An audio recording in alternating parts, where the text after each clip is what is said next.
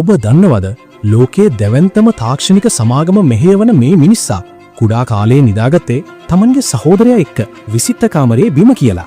ඔව් මම මේ කියන්නේ Google සමාගමේ ප්‍රධාන විධායක නිලධාරී සුන්දර් පිචයි ගැන. ඉන්දියාවේ චෙන්නයි නගරයේ ඉතාමත් සාමාන්‍ය පවුලක උපන් සුන්දර්ට තමන්ගේම කියලා දුරකථනයක් ලැබෙනකොට වයස අවුරුදු 12ක්. එදා ඔහුට තිබුණේ පුදුම මතක ශක්තියක්. තමන්ගේ තාත්තා වැඩ කරපු තැන්වලට එන ඕනෑම දුරකථන අංකයක් මතක තබා ගන්න ඔහුට පුළුවන් වුණා. පස්සේ කාලෙක ඉන්දියාවේ IIT ආයතනයෙන් ඉගෙනගෙන ඇමරිකාවේ ස්ටෑන්ෆර්ඩ් විශ්වවිද්‍යාලයට යන්න ඔහුට අවස්ථාව ලැබුණත් ඒ ගුවන් ටිකට් පත ගන්න ඔහුගේ තාත්තාට තමන්ගේ අවුරුද්දක සම්පූර්ණ වැටුපම වැය කරන්න සිද්ධ වුණා. 2004 අවුරුද්දේ සාමාන්‍ය සේවකයෙක් විදිහට Google සමාගමට සම්බන්ධ වුණ ඔහු අද අපි හැමෝම පාවිච්චි කරන Google Chrome බ්‍රවුසරය හඳුන්වා දෙමින් තමන්ගේ දක්ෂතාවය මුළු ලෝකෙටම පෙන්නුවා. ඒ කැරවීම නිසාම 2015 දී ඔහු Google හි CEO බවට පත් වුණා. අද ඔහු වසරකට රුපියල් කෝටි 10 ගණනක වැටුපක් ලබන ලෝකේ බලවත්ම පුද්ගලයෙක්.